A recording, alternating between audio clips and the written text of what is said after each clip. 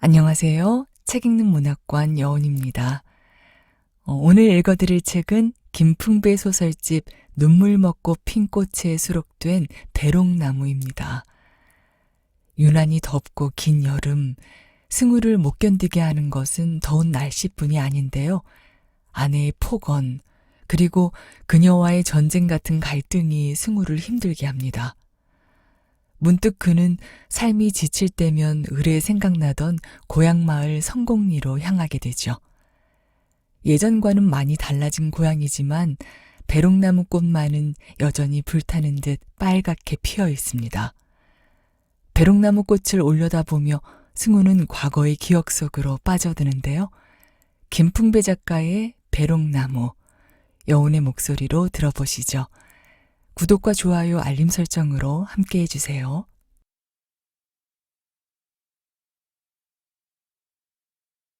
배롱나무, 김풍배 지음, 문경 출판사.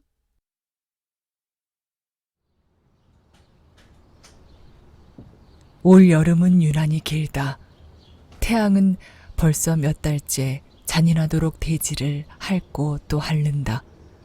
그늘을 찾아가도 바람마저 숨을 죽이고 헐떡거리는 나뭇잎의 아우성만 들릴 뿐이다. 세상이 녹아내리는 것 같다. 매미조차 울 생각도 못하고 나뭇가지에 꼭 붙어 침묵하고 있다. 100몇 년 만에 찾아오는 더위라고 했다. 작물들은 제 한 몸 건사하지 못하고 애써 매달았던 열매를 속절없이 툭툭 땅에 떨어뜨린다. 승우를 못 견디게 하는 것은 날씨뿐이 아니다. 아내의 폭언, 말끝마다 토를 달고 물고 늘어지는 아내의 폭언은 태양의 폭염보다 조금도 뒤지지 않는다. 한바탕 전쟁을 치르고 나면 심장에서 일어나는 분노와 인내의 팽팽한 싸움에 발작할 것 같은 영혼의 신음을 듣는다. 승우는 하늘을 올려다보았다. 파란 하늘에 목화꽃 같은 흰 구름이 흘러가고 있다. 구름처럼 어디론가 흘러가고 싶은 마음이 들었다. 이럴 때마다 꼭 떠오르는 곳이 있다. 삶이 지칠 때면 의례 생각나는 곳. 승우가 나고 자란 고향 마을이었다. 어머니 젖가슴 같은 고향엔 노란 해바라기 꽃처럼 비갠 동력 하늘에 핀 무지개처럼 아름다운 추억이 있다.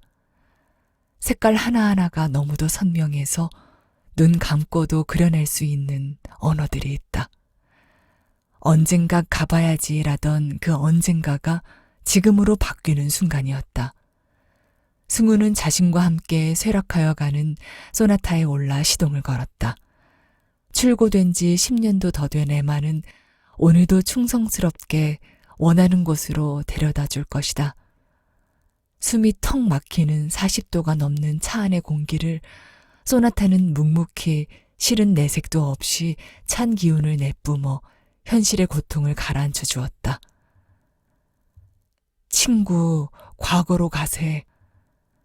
과거라니? 과거도 몰라. 추억이 묻어있는 그곳이 과거지. 추억이 묻어있는 곳? 그럼 청금산 아래 성곡리? 그래, 성곡리. 승우는 핸들을 잡고 소나타를 향해 중얼거렸다. 승우는 내비게이션에 성곡리를 입력했다. 국도로 가는 길, 화면에 나타나는 도착 시간을 보니 2시간 후다. 길가로 스쳐가는 산천이 처음인 것처럼 낯설었다. 다가오는 산과 들과 나무들을 바라보며 산천이 의구라는 말도 이젠 옛말이라고 생각했다. 고개를 넘어 멀리 청금산 봉우리가 보이기 시작할 때부터 승우의 가슴이 뛰기 시작했다. 차창의 유리를 모두 닫았는데도 행복했던 추억의 냄새가 확 밀려왔다. 이 얼마만의 기분인가. 머지않아 도착할 그곳은 세월이 정지되어 있을 것만 같았다. 옛날의 옷을 입고 옛날의 음식을 나누어 먹으며 옛날 사람들이 그곳에 그대로 살고 있을 듯 싶었다. 어른들은 어른들대로, 아이들은 아이들대로 그대로 세월이 멈추어져 있을 것 같았다. 그러나 막상 도착해보니 그곳은 머릿속에 입력되었던 성공리는 사라지고 없었다. 산과 지형을 기억하고 있지 않았다면, 즐겨 찾던 낚시터 저수지만 없었다면 전혀 다른 곳으로 착각할 수밖에 없을 것 같았다. 마치 빗자루로 깨끗이 쓸어버린 것처럼 과거의 성공리는 깡그리 지워져 버렸다. 드문드문 초가집 20여 채에 불과했던 성공리 아랫마을은 온데간데 없이 사라지고, 정답게 손잡고 거닐었던 오솔길 대신 아스팔트 길이 마을을 가로질러 시원하게 내달리고, 길 좌우로 한 공장에서 찍어낸 것 같은 전원주택이 올망졸망 마을 안을 가득 채우고 있었다. 입구엔 매화꽃 전원마을이라 팻말이 붙어 있었다. 어디에 숨었는지 매화꽃 나무는 한 그루도 보이지 않았다. 승우는 머릿속에 남아있는 기억과 눈에 보이는 현실의 충돌에 잠시 멍한 기분이 되었다. 누구에겐가 얼핏 들었던 고향과 첫사랑은 찾지 않는 게 낫다던 말이 생각났다. 한동안 망연자실하던 승우는 어딘가 남아있겠지, 흔적이라도 얼룩처럼 남아있는 곳이 어딘가에 있겠지 하는 생각에 차에서 내려 옛 기억과는 사뭇 다른 허망한 동네 샛길을 걸어 올라갔다. 전원주택이 끝나는 지점에서 옛날 주막집 자리에 몇 그루나 되는지 빨간 배롱나무 꽃이 불타는 듯 빨갛게 피어 있다. 아, 배롱나무. 승우는 짧은 신음을 내뱉으며 홀리듯 배롱나무를 향하여 걸어갔다. 여전히 태양은 머리 위에서 사납게 내리쬐고 있었다. 감히 이런 무더위 속에서 저렇게 태양과 맞서서 불꽃을 피우다니. 생각할수록 참으로 대견하다 싶었다. 승우는 아라리 빨갛게 꽃 피운 배롱나무의 몸을 살며시 만져본다. 껍질 하나 없는 매끄러운 속살. 바로 손바닥에 따뜻한 정이 전해져 온다.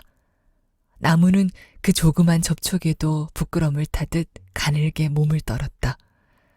승우는 할머니가 들려주었던 배롱나무 전설이 생각났다. 배롱나무 꽃이 전설에 나오는 처녀의 넋이라면 어쩌면 저 백일홍 꽃 속에서 그녀의 혼이라도 묻어있지 않을까. 아니, 장모의 넋이 숨어있지 않을까. 자꾸 배롱나무 빨간 꽃을 올려다보았다. 승우가 태어난 곳은 청금산 뒤쪽 마을이다. 여기에서 걸어서 10분 정도 걸어가면 닿을 수 있는 거리였다. 지금은 호수라 불려도 손색이 없을 만큼 큰 저수지가 되어버린 곳이다. 승우가 살던 집은 사람들 눈에 잘 띄지 않는 산모퉁이 끝에 있었다. 집 뒤 언덕에는 산을 일구어 맡은 텃밭이 있었고, 텃밭 모퉁이에 배롱나무가 한 그루가 서 있었다. 일부러 찾아가지 않는다면 잘 보이지 않는 곳에 마치 숨어있듯 혼자 있었다. 그러나 한여름이면 나 여기 있소 하고 소리치듯 빨간 꽃이 피어 그 일대를 환하게 비추고 있었다. 승우는 고향집 배롱나무가 보고 싶었다. 그곳에 가고 싶었다. 비록 모든 것이 변했다 할지라도 배롱나무만은 남아있지 않을 것 같았다. 높은 언덕 위에 있으니 억지로 누가 베어내지 않았다면 아직도 거기 서 있을 것 같다. 승우는 마을에서 내려와 저수지로 향했다. 저수지 위를 올라가는 길은 오솔길밖에 없었다. 할 수 없이 차를 세워두고 걸어가야만 했다. 길섭엔 마음대로 자란 풀들이 때때로 발목을 잡았다. 아직도 배롱나무는 초록 치마, 빨간 저고리를 입고 첫날 밤 신부처럼 승우를 기다릴 것만 같았다. 배롱나무 언덕. 그곳은 수많은 추억이 깃든 장소였다. 어릴 적 아이들과 딱지를 치며 놀던 곳이었다. 대롱나무 가지 사이로 보이는 파란 하늘을 바라보며 하늘처럼 파란 꿈을 꾸던 장소였다. 책을 들고 찾아가 뒤마의 춘희도 만나 울었고 나관 중에 관우 장비도 만났고 수호지를 통해서 양산박도 찾아갔다. 김소월의 시를 외우고 정지용의 유리창을 읽고 울었던 곳이었다. 지숙과 마지막 만났던 곳도 거기였다. 승우가 공고를 졸업하고 한전의 임시직으로 입사한 바로 그 해 지숙을 만났다. 농어촌 전원개발 사업계획에 따라 농어촌에서도 석유 등잔이 사라지고 대신 전기가 들어왔다. 전국토 전기 가설 사업이 거의 끝나갈 무렵 선비들의 배려로 오지 중에 오지인 고향마을 전기 보급을 위해 이곳 성공리로 내려오게 되었다. 회사에선 그것을 농어촌 전화 사업이라 불렀다. 전화 사업을 하려면 우선 일일이 주민의 동의를 받아야만 했다. 한 집이라도 반대하면 그만큼 전신주를 세울 때 비용이 배나 들어가기 때문에 전 주민의 동의가 절대적으로 필요하였다. 그런저런 이유로 자연히 전화 사업은 몇 달이나 걸리는 사업이었다. 장기 출장이 필요했다. 다른 지역은 이미 전기가 보급되어 밝은 세상에서 살았으나 고향의 산골 마을에는 아직도 전기의 편리함을 몰랐다.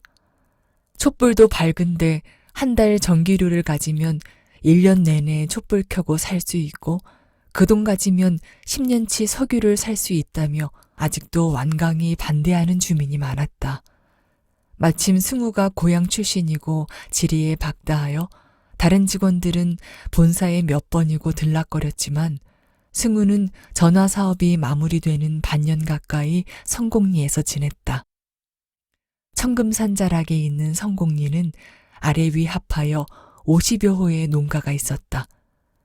그때 당시엔 마을의 이장은 동네에서 나이가 지긋한 사람들 뿐이었으나 유일하게 성공리 이장만은 고등학교를 나온 젊은이였다.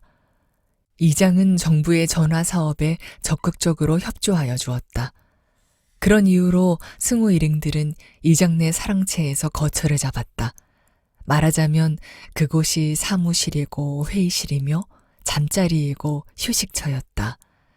일행들은 각자 맡겨진 일이 끝나고 해가 기울면 마을 끝자락에 있는 주막에 들러 막걸리를 마시며 하루의 피로를 풀었다. 주막은 간판도 없었고 취급하는 메뉴도 단순했다. 술은 오로지 양조장에서 배달해주는 막걸리 한 가지며 안주라고는 김치와 두부전골, 특별 메뉴로 빈대떡이 전부였다. 피로를 풀 뿐만 아니라 동네 어른들과 소통의 장소가 되기도 했다. 동네 어른들은 승우 일행들을 따뜻하게 대해주었으며 때로는 그들이 생각하지 못했던 것들까지 조언해 주었다. 그러기에 승우 일행은 그곳을 제 집 드나들듯 했고 자연히 주막집 아주머니와도 흉허물 없이 편하게 지냈다. 사람들은 아주머니를 서산댁이라 불렀다. 그러나 승우 일행은 그저 아주머니로 불렀다. 화장기라고는 전혀 없는 민얼굴이었는데도 얼굴은 마치 하얀 분을 바른 듯 밭꽃처럼 희었다. 얼핏 보면 40도 안 돼 보이고 달리 보면 그보다는 훨씬 나이가 들어 보였다. 다소 큰 눈에 깊은 쌍꺼풀이 졌으며 넓지도 좁지도 않은 이마에 검은 머리카락 몇 가닥이 내려와 있었다. 계란형 얼굴에 코는 수술이나 한 듯 오뚝하였고 절대 웃지 않을 것 같은 입술은 언제나 다물어져 있었다. 법 없어도 살 수 있을 것만 같은 한없이 선량한 얼굴이었지만 자세히 보면 서리빨 같은 냉정함이 뚝뚝 떨어지는 얼굴이었다. 착하기는 하되 함부로 범접할 수 없는 그런 얼굴이었다. 냉정하게 보였지만 막히거나 무뚝뚝하지 않았다. 어느 누가 와도 공손하였으며 누구라도 술보다 안주가 적은 기미를 보면 말없이 듬뿍 안주를 가져다 주고 따로 안주값은 더 받지 않았다. 동네 어른들도 주막에서 흔히 들을 수 있는 상스러운 농담도 주고받지 않았다. 그저 조용한 카페처럼 동네 돌아가는 일이나 가정사들을 이야기하다가 마실 만큼 마시고 돌아갔다. 주막집에는 특별한 그림 하나가 벽에 붙어 있었다. 그리 크지 않은 여인네의 손을 그린 그림이었다. 그런데 5 손가락 위에 빨갛게 대각선이 그어져 있었다. 처음 보는 순간 섬뜩한 느낌마저 들었다. 벌써 2달이 지났다. 승우 일행과 주막집 아주머니 사이에 서먹한 낯설미 사라질 무렵이었다. 동네 어르신들이 다 돌아가고 승우 일행만 남게 되었을 때 직장 선배 하나가 물었다. 그림에 무슨 사연이 있을 것 같다고. 아주머니는 말없이 엷은 미소만 지었다. 또 다른 선배가 재촉했다.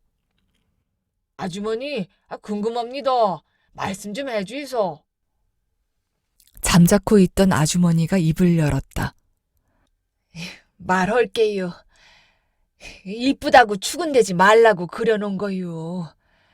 이제 죽어도 사랑 같은 건 안 할 테니까요. 잘 있으라는 말도 없이 서방은 교통사고로 떠나가고 여자 혼자 살 수 없어 이 장사 시작했는데요. 혼자 산다는 거 금방 편하나 봐요. 암내 풍긴 적도 없는디 이리 때같이 문 남정네들 어찌 덤벼드는지. 차라리 떡하니 기둥 서방이라도 들여놓자 해서 한 1년 살았지요. 부동산 투자다 뭐다. 금방 떼부자 맹글어준다고 전 남편 교통사고 보상금 이 악물고 맹근 알토랑 같은 돈 다 챙겨 주랭랑 쳤는디 어찌 있는 곳 알아내 가봤더니 엉뚱한 기집 붙들고 지랄 예병이 났더라고요.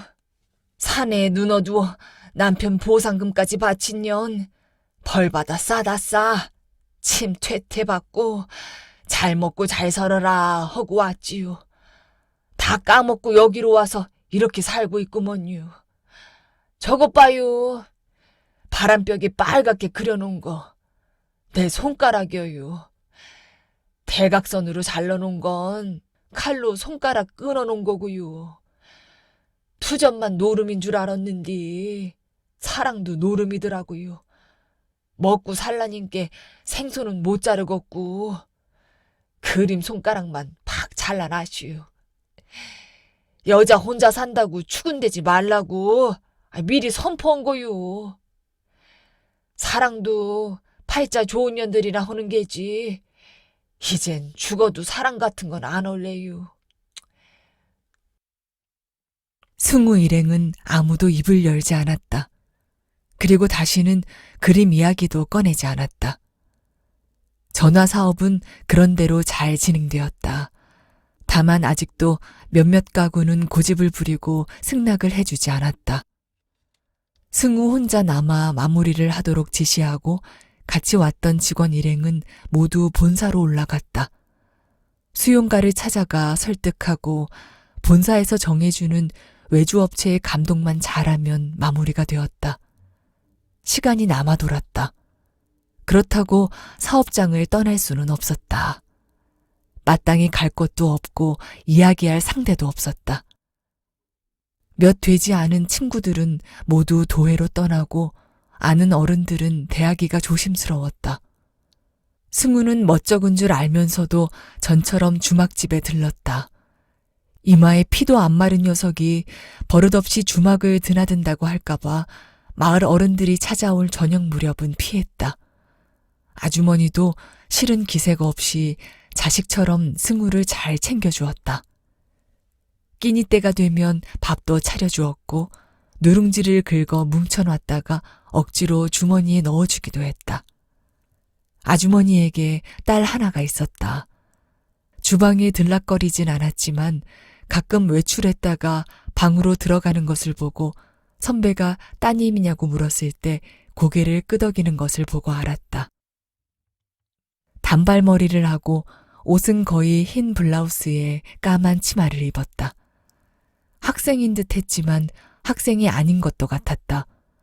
방으로 들어갈 때 보면 허름한 쇼핑 가방을 들고 다녔다. 어느 날 승우는 일찍 일을 끝내고 점심때가 되어 주막으로 갔다.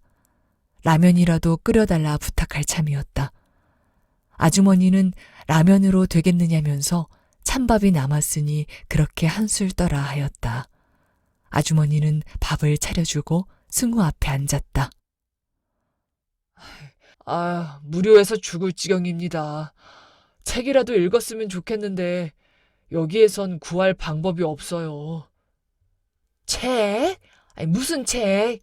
책이라면 우리 지숙이가 얼마든지 구해다 줄 수 있지. 그때 처음 아주머니 딸의 이름이 지숙인 줄 알았다. 지숙아! 지숙아! 아유, 너 잠깐 나와봐라. 승우는 지숙이가 집에 있었는지도 몰랐다. 왜요? 인사해라. 서울서 온 아저씨다. 안녕하세요. 변승우입니다. 안녕하세요. 아유, 애들 보고 무슨 존댓말이요. 이제부터 만나면 그냥 반말해요. 예, 지수가, 너 도서관에서 책 빌려올 수 있지? 왜? 엄마가 책 읽다 본다고? 아유, 내가 아니라 이 아저씨가 책 좀 보고 싶단다. 얘가 읍내 도서관에 다녀요. 오늘은 쉬는 날인가 봐요. 나중에 알았지만 지숙은 중학교를 졸업하고 읍내 도서관에서 근무한다고 했다. 승우는 아주머니가 지숙이 앞에서 자꾸 아저씨 아저씨 하는데 그 말이 몹시 부담스러웠다. 사실 엊그제까지만 해도 승우 자신도 고등학생이었다. 신사복을 입고 머리를 기르니 이제 아저씨 소리를 듣게 되었다. 하지만 승우 자신이 아저씨란 호칭이 어쩐지 부담스럽고 쑥스러웠다. 지숙은 작달만한 체구에 머리까지 짧게 잘라서 자칫하면 중학생으로 보일 만큼 어려 보였다. 하지만 알고 보니 승우보다 겨우 2살 아래였다. 얼굴은 엄마를 빼다 박았다. 둥근 눈이며 오뚝한 콧날이며 홍도처럼 발그스레한 두 볼이 영락없는 어머니의 젊었을 적 모습을 보는 듯했다. 다만 아래턱 선이 조금 내려왔고 입술이 어머니보다 더 도톰했다. 승우가 처음 지숙을 통해 빌려보았던 책은 뒤마 피스의 춘이였다. 직장 선배가 보고 울었다는 말이 생각나서 부탁한 책이었다. 다행히 그 책이 도서관에 있었다. 승우는 책을 들고 그리 멀지 않은 고향집 뒤에 있는 배롱나무를 찾아갔다. 배롱나무는 수몰되기 전까지 승우가 살던 집의 뒷밭 언덕에 있었다. 그곳은 어릴 적 친구들과 놀던 추억도 추억이지만 무엇보다도 사람들 눈에 잘 띄지 않는 후미진 곳에 있었기 때문이었다. 승우는 마르그리트와 듀발의 지고지순한 사랑에 줄줄 눈물을 쏟았다. 그 후로 테스, 폭풍의 언덕, 좁은 문, 25시 등등 많은 책을 빌려 읽었다. 승우는 읽은 책을 반납할 때 쪽지에 다음 읽을 책의 제목과 짤막한 인사를 적어 책갈피에 끼워 주막집에 갖다 놓았다. 승우가 요구하는 책은 대부분 많이 알려진 책이라 시골 도서관이었지만 그런 책들은 모두 갖추어져 있었다. 지숙은 꼬박꼬박 승우가 요구하는 대로 빌려다 주었다. 승우는 그런 지숙이 너무도 고마웠다. 한번 만나 고마움을 보답해야겠다고 생각이 들었지만 어떻게 해야 할지 생각나지 않았다. 고마운 마음뿐만 아니었다. 자신도 모르게 승우의 가슴에 지숙이 들어와 있었다. 문득 승우는 지숙이 들고 다니는 헐어빠진 가방이 생각났다. 아마도 그 가방은 어머니가 들고 다니던 것이라 짐작되었다. 승우는 이튿날 읍내로 가는 버스를 탔다. 반납하는 책에 전처럼 쪽지를 끼워 넣었다. 수호지. 그리고 꼭 할 이야기가 있으니 퇴근할 때 저수지 정거장에서 내려요. 엄마께는 비밀? 승우는 어머니가 걱정되었지만 지금까지 그래왔던 것처럼 아주머니는 선반에 올려놓은 책 보따리를 지숙에게 건네줄 것이고 지숙이도 하던 대로 보자기를 풀어 쪽지를 확인하고 책을 빌려올 것이라 믿었다. 가방을 샀다. 남자가 들고 다니기엔 조금 화려하고 여자가 들고 다니기엔 다소 투박한 것을 골랐다. 어찌됐던 지숙이 들고 다니는 가방에 비하면 양반이다. 가방 속에 양말 2켤레를 사서 넣었다. 승우는 지숙의 퇴근 시간에 맞춰 저수지 정차장에서 기다렸다. 저수지 앞에 정거장이 따로 있는 것은 아니었다. 버스가 그곳에서 잠시 정차하고 그곳에서 사람들이 버스를 타고 내렸다. 사람들은 그곳을 저수지 정거장으로 불렀다. 승우는 버스에서 내리는 지숙의 모습이 보이자 손으로 따라오라는 신호를 보냈다. 그리고 앞장서서 걷기 시작했다. 전에 승우가 살았던 집 부근의 오솔길을 따라 가끔 뒤를 돌아보며 지숙이 따라오는지를 확인했다. 배롱나무가 서 있는 언덕에 오자 주위를 살펴보았다. 근처에 인적이 없자 승우는 큰 소리로 불렀다. 여기야, 여기. 승우는 지숙이 다가오자 준비해간 마대 포대를 폈다. 어서 와. 힘들지? 여기 앉아. 지숙은 말없이 승우가 가리키는 마대 포대에 앉았다. 승우는 그간 책 심부름 해주어서 고맙다고 인사했다. 정말 고마웠어. 지숙이가 아니었으면 어떻게 여기서 견딜 수 있었을까 싶어. 덕분에 좋은 책 많이 읽게 되어 정말 감사하고 고마워. 뭘요. 제가 할 수 있었던 걸요. 아저씨에게 도움이 되었다니 저도 기뻐요. 아저씨라니. 그냥 오빠라고 불러. 아, 오빠라고 불러도 돼요? 그럼 아저씨가 뭐야. 이제부터 오빠라고 불러. 정말? 나도 오빠가 하나 있었으면 좋겠다고 생각했는데 정말 오빠라고 불러도 돼요? 그럼 되고 말고. 나도 기뻐요. 지숙은 밝고 명랑하게 승우를 받아주었다. 승우는 내심 지숙이 새침하여 말 붙이기가 어려우면 어떻게 하나 걱정을 했었는데 의외로 쉽게 마음을 열어주어 신이 났다.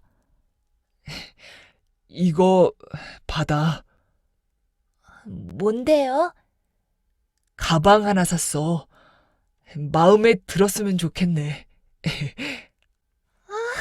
좋아라. 정말 저 주시는 거예요? 마음에 들어? 뭐를 주어야 할지 몰라서 이걸 샀어. 좋아요. 정말 마음에 쏙 들어요. 이건 엄마가 쓰던 거예요. 마침 바꿀까 하던 참이었어요. 그렇다니 잘 되었네. 고마워. 이렇게 받아주니. 아유, 제가 고맙죠. 승우는 지숙이의 거리낌 없는 태도에 놀랐다. 마치 오랫동안 함께 자란 이웃 소녀 같았다.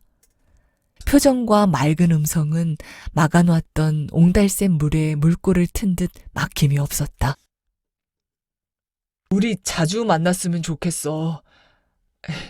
여기에선 이야기할 사람도 없어. 실은 나 전에 여기 살았었어. 저 아래가 우리 집이 있던 자리야. 내가 초등학교 6학년 때 저수지를 만들기 시작했어. 그 바람에 우린 할 수 없이 이사해야 했어. 작은 아버지가 살던 의정부로 이사했어. 여기 이 배롱나무는 전부터 있었어. 난 맨날 여기 와서 놀았어. 지금도 그때 놀던 이 배롱나무 꿈을 가끔 꾸곤 해.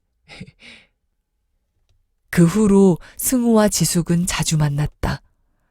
지숙은 배롱나무 같은 여자였다. 조그만 바람에도 곧잘 놀라고 유난히 간지럼을 잘 타기도 했지만 때로는 정열적이기도 하고 그런가 하면 오만하고 무언가 폭발해버릴 것 같은 빨간색 여자였다. 모닥불처럼 활활 타오르는 뜨거운 피와 원시림처럼 맑고 깨끗한 순수함이 어울린 아름다운 만남이 배롱나무 아래에서 이루어졌다. 태어나서 처음으로 느끼는 사랑의 감정은 지금까지 경험했던 그 어떤 것보다 감미로웠고 뜨거웠다. 그들에게는 약삭빠른 계산이나 거추장스러운 체면 같은 건 애초부터 없었다.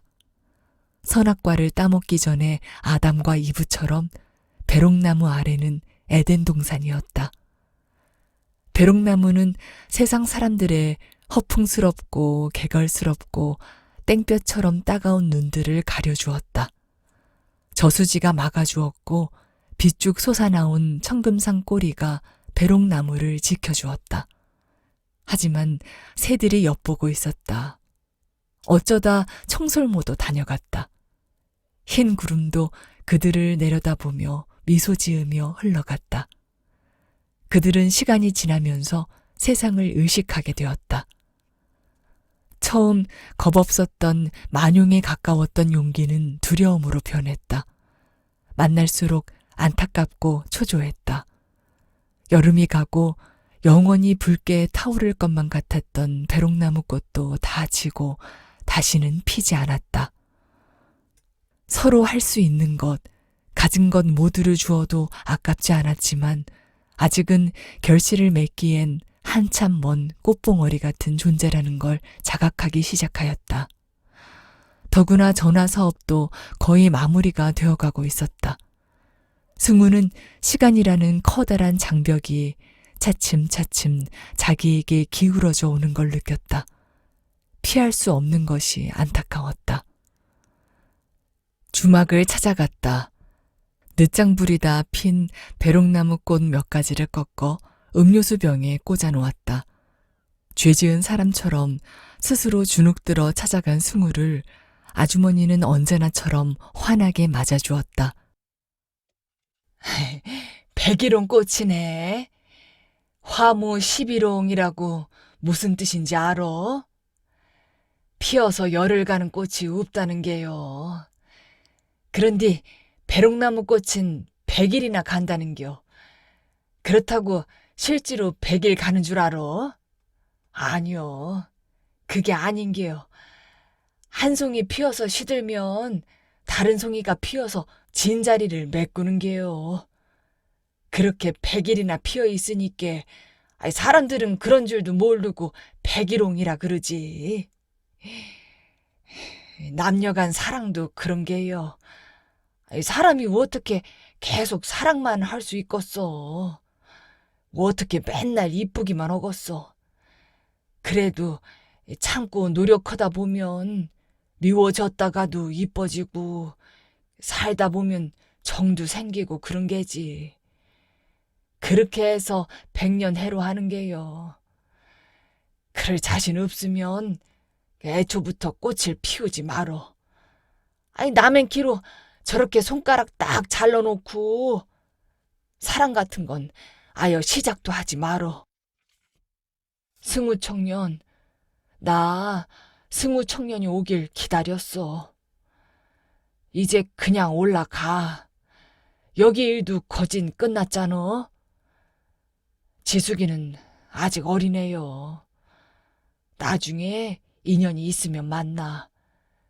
그때 만나서는 배롱나무 꽃처럼 그렇게 살아. 지금은 아니요. 승우 청년도 군대 갔다 오고 지숙이도 재속 차리면 기다릴 게구먼. 지숙이 만나지 말고 내일이라도 올라가. 부탁이요. 승우 청년 생각해서 여기다 배롱나무를 심어 놓을 거요. 이튿날 저녁 승우는 밤새워 쓴 편지를 빌린 책 속에 끼워 넣고 성공리를 떠났다. 편지엔 어머니가 둘 사이를 알고 있었다는 이야기와 승우가 곧 입대해야 한다는 말, 군대를 다녀와서 꼭 찾아오겠다는 말을 썼다. 그리고 할머니에게 들었던 배롱나무 전설을 썼다. 그 끝에 이렇게 썼다. 어머니 말씀대로 우리 변치 말고 꼭 3년 후에 만나자. 그때까지 우리 둘의 마음 변치 말자. 제대하고 오는 날 자동차에 흰 깃발을 꽂고 올 테니 지숙이도 대문에 흰 깃발을 꽂아 놓아라. 만일 마음이 변하여 만나기 싫을 때는 붉은 깃발을 꽂아라. 나도 그리할 테니 혹여 변했다 하여 미워하지도 말고 원망하지도 말고 고운 추억만 안고 살자. 자신은 절대 변하지 않겠다고 썼다. 성공리를 떠나온 승우는 배롱나무를 볼 때마다 지숙을 생각했다. 어느 시인은 사랑하면 보인다고 어디에 가도 보인다고 노래했다. 그러나 눈에서 멀면 마음도 멀어진다는 말처럼 세월이 갈수록 성공리는 성우에게서 점점 멀어졌다. 한동안 마음에서 떠나지 않던 지숙이 어느새 저만큼 멀리 가 있었다.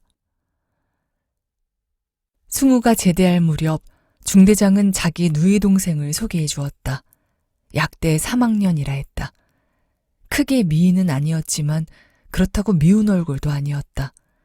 장래를 보장해 줄 것 같은 기대감도 들었다. 마음이 흔들렸다. 제대했으니 지숙과의 관계를 정리해야 한다는 마음이 들었다. 승우는 지숙에게 찾아갈 날짜를 연락하고 성공리로 향했다. 마음속에선 끊임없이 두 여자를 두고 다투었다. 선택은 자유다. 승우는 택시 기사에게 부탁하여 자동차에 붉은 깃발을 달았다. 승우가 청금산 끝자락 언덕을 돌아 성공리에 들어섰다. 언덕에서 보니 멀리 주막집에 기다란 장대 끝에 커다란 흰 깃발이 펄펄 나부끼고 있었다. 승우는 얼른 차를 세워 붉은 길을 떼어내고 흰 깃발로 바꾸어 달았다. 정오에 도착한다고 미리 연락해 두었으니 어디에선가 지숙이 보고 있을지 모른다는 생각이 들었다. 승우의 손이 와들와들 떨렸다. 도둑질하다 들킨 것처럼. 저수지를 돌아 언덕을 바라보니 배롱나무는 그 자리에 서 있었다. 어느 한순간 바람에 억센 소나귀에 걸렸는지 근사하게 옆으로 퍼졌던 나뭇가지 하나가 부러진 채로 서 있었다. 그래도 여전히 빨간 꽃을 피워 부러져도 백일홍이라는 자존심을 드러내고 있었다. 배롱나무는 애증의 눈먼 사람들과는 달리 변함없이 그곳을 지키고 있었다. 장모는 지숙이가 첫 애를 낳던 해 해산 간을 해주고 몇 달 뒤 급성 신부전증으로 돌아가셨다. 마지막 문병간 날 장모는 승우를 불러놓고 가쁜 숨을 몰아쉬며 아내의 손을 잡으라고 했다. 변서방, 우리 지숙이를 잘 보살펴줘. 사랑이란 덥다고 훌렁훌렁 벗어버리는 겉옷 같은 게 아니여. 옷이야 추워지면 도로 주워 입으면 그만이지만 사람 사이 한 번 깨진 사랑은 악교로도 못 붙여. 그게 사랑이라고. 그러니 꼭 참고 살아. 알았지? 장모의 눈에서 굵은 눈물이 볼을 타고 내리는 걸 보았다. 승우는 아침 대바람부터 바락바락 악을 쓰던 아내의 얼굴이 떠올랐다. 어제 저녁 텔레비전 뉴스 시간에 황혼 이혼이 급증한다는 뉴스를 들었다. 전체 이혼율도 혼인 대비 40% 가까이 된다고 하며 이혼율의 증가는 국제적 현상이라고도 했다. 억지로 살면서 아웅다웅하기보다는 차라리 헤어져 사는 게 피차 편할 것 같았다. 세 쌍 중 한 쌍은 이혼하고 산다니 홀로 사는 것이 그리 부끄러운 일도 아니라는 생각이 들었다. 인생에 만약이라는 말처럼 어리석은 말도 없다지만 그때 만약 자동차의 붉은 깃발을 흰 깃발로 바꾸어 달지 않았더라면, 그때 만약 중대장 누이와 만났더라면, 그때 만약 지숙이가 붉은 깃발을 내걸었더라면, 그렇다고 반드시 행복이 무지개 등에 올라탈 수 있었을까? 상대방을 잘못 선택한 탓만 있을까? 승우는 온갖 상념에 젖어 있다가 무엇에 놀란 듯 벌떡 일어났다. 석양이 비친 저수지에는 햇살이 쏟아놓은 은빛 가루가 잔물결에 흔들리고 있었다. 승우는 언제 다시 볼지 모르는 배롱나무를 두 손으로 쓰다듬었다. 배롱나무도 승우의 마음을 알았다는 듯 잔가지까지 흔들며 화답해 주었다. 사랑은 덥다고 훌렁훌렁 벗어버리는 겉옷 같은 게 아니여. 옷이야 추우면 도로 주워 입는다지만 사랑은 그런 게 아니여. 한번 깨지면 악교로도 못 붙여. 성공리를 떠나 청금산자락을 돌아갈 무렵 장모의 마지막 말이 승우의 귓전에 맴돌았다. 돌아오는 길은 낯선 길이 아니었다. 갈 때 생경하게 보이던 차창 밖의 풍경이 오래 보았던 것처럼 전혀 낯설지 않다. 인생은 멀리서 보면 희극이지만 가까이서 보면 비극이라던 채플린의 말이 생각났다. 승우는 시내로 들어오다가 초등학교 근처에 있는 피자집에서 아내가 좋아하는 치즈 피자 한 판을 샀다. 피자 냄새가 금방 차 안을 가득 채웠다.